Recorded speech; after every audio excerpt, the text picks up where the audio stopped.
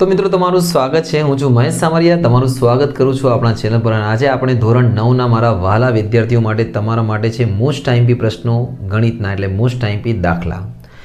મિત્રો અભ્યાસક્રમ ઘટાડ્યા પછી ખાલી 6 ચેપ્ટરો ફર્સ્ટ એક્ઝામમાં આવે છે, તો આ ફર્સ્ટ એક્ઝામ માટેના મોસ્ટ આઈએમપી પ્રશ્નો છે। અને આ જે 6 ચેપ્ટરો છે, આ 6 ચેપ્ટરો પ્રકરણોમાંથી પણ જે ચોથો ત્રીજો, એટલે ત્રીજો તો બહુ જ ઇઝી સરળ છે, એમાં નાના નાના પ્રશ્નો આવે છે, યામ ભૂમિતિવાળું છે।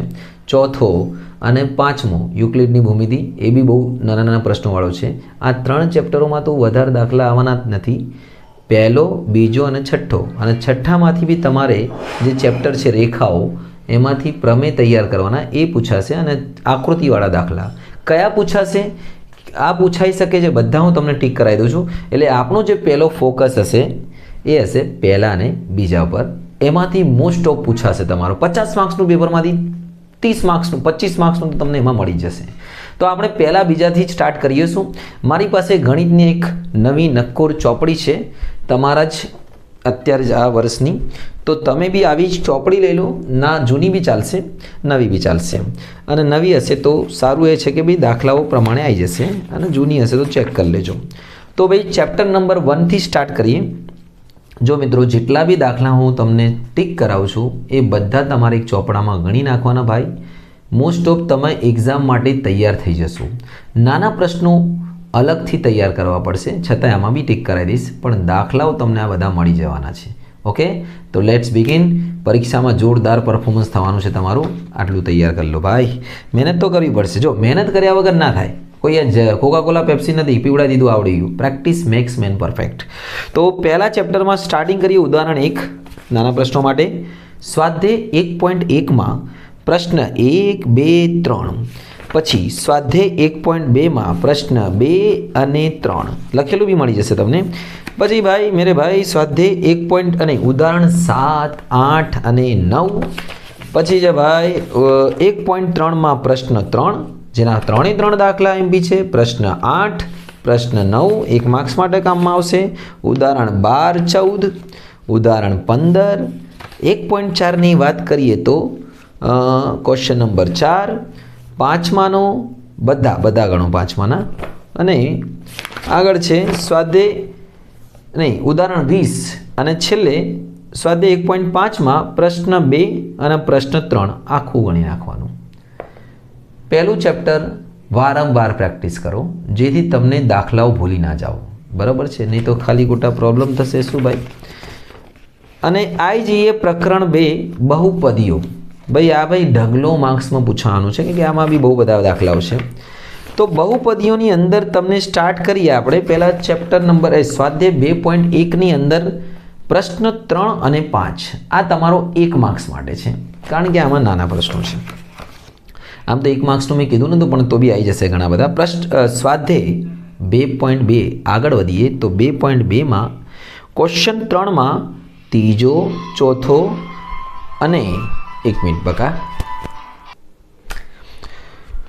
તો મિત્રો ભાઈ ફરીથી કહી દઉં છું, ક્વેશ્ચન 3માં ત્રીજો, ચોથો અને 7મો સ્વાધ્યાય 2.2માં, અને પ્રશ્ન નંબર 4ની અંદર આવી જઈએ આપણે ત્રીજો, ચોથો અને 7મો, ઉદાહરણ 6, ઉદાહરણ 7, તું લે ઉદાહરણ 10 અને ઉદાહરણ 10 તો થઈ ગયું। પછી સ્વાધ્યાય 2.3 તમે પેનના પેજ ફેરવતા જશો, મળતું જશે।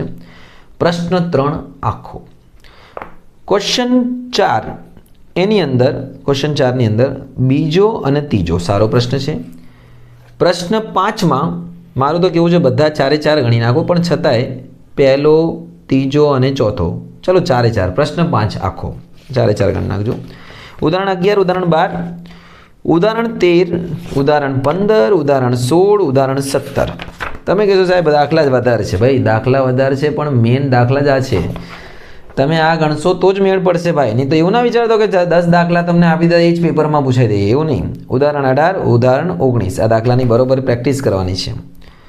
ઉદાહરણ 20 અને સ્વાધ્યાય 2.4માં ક્વેશ્ચન નંબર 1માં ચોથો, ક્વેશ્ચન નંબર 4માં ત્રીજો, ચોથો, ક્વેશ્ચન નંબર 5માં બીજો, ક્વેશ્ચન નંબર 6માં ત્રીજો, ચોથો, ક્વેશ્ચન નંબર કયો છે 8માં પાંચમો, 9માં ક્વેશ્ચન 9, 10માં પહેલો, 12મો, 13મો, 14મો, 15મો અને 16મો. તો આટલા જે દાખલા છે તમારે કમ્પ્લીટ ગણવાના છે, કારણ કે આ બધા કામના છે. અને હવે આવી જઈએ આપણે યામ ભૂમિતિ બપ્પુ ચેપ્ટર છે. યામ ભૂમિતિમાં શું છે, એક ઉદાહરણ 1 કરી લેજો અને 3.2માં ઉદાહરણ 1 કરી લેજો. 3.1માં તો કશું મને લાગતું નહીં ભાઈ આમાં છે, નહીં કશું નહીં. અને ઉદાહરણ 1 અને 3.2માં પહેલો પ્રશ્ન. હવે બોલો આમાં કોઈ દાખલા જ નહીં, શું કરવાનું?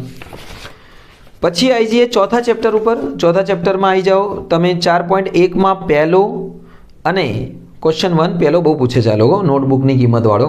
પછી બીજામાં બધા ગણ નાખો ભાઈ, 1-2 નહીં છોડતા.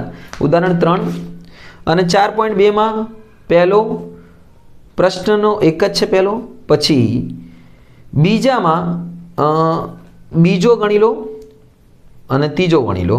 અને ત્રીજામાં એક જ છે, ત્રીજો જ છે, ત્રીજો ચોથો. ઓકે, તો ભાઈ 4. આમાં તમારે મોસ્ટ ઓફ 4.2માં બધા દાખલા છે. નાનકડું સ્વાધ્યાય છે, ગણ નાખજો, કામમાં આવી જશે 4.2. હવે જે 5 એની અંદર યુક્લિડની ભૂમિતિ, એમાં નાના પ્રશ્નો તૈયાર કરવાના. છતાંય 5.1માં અંદર કહી દઉં છું, પહેલો વિધાનો સત્ય છે કે અસત્ય છે, બીજી વ્યાખ્યાઓ બધી કરી લેવાની, વ્યાખ્યાઓ.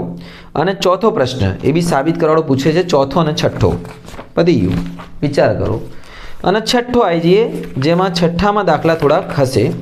એમાં બી બહુ ગણીને દાખલા વધારે નહીં હશે. એક તો ઉદાહરણ 1 જો પ્રમેય આનો 6.1 પ્રમેય છે ને, પરસ્પર છેદતી બે રેખાથી બનતા અભિકોણ સમાનો છે પૂછાશે. પ્રમેય 6.1 પેજ નંબર આપેલું છે 68 ઉપર.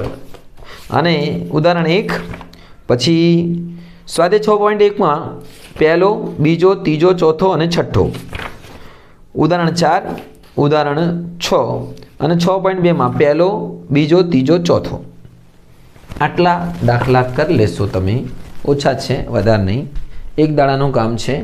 તો તમારે શું થશે ભાઈ, બધું તમને આવડી જશે. આ છે ગણિતના મોસ્ટ ટાઈમ બી પ્રશ્નો શોર્ટકટમાં. ચોપડો બનાવો, એમાં દાખલા ગણી નાખો. અને કોઈ બી પ્રશ્ન તમને ના આવડતો હોય, કોઈ બી દાખલા ના આવડતો, રીત ના ખબર પડતી તો મને કોમેન્ટ બોક્સમાં જરૂર જણાવો. તમને હું જરૂર મદદ કરીશ. અને પણ તમારે એક જ મને વાયદો કરવાનો છે કે ભાઈ ભણવાનું છે, આગળ વધવાનું છે, પોતાના પ્રગતિના પંથે આગળ વધો, બરાબર ને? આપણા દેશને જરૂર છે હોશિયાર વિદ્યાર્થીઓની. તૈયારી કરો, આગળ વધો. સુનો.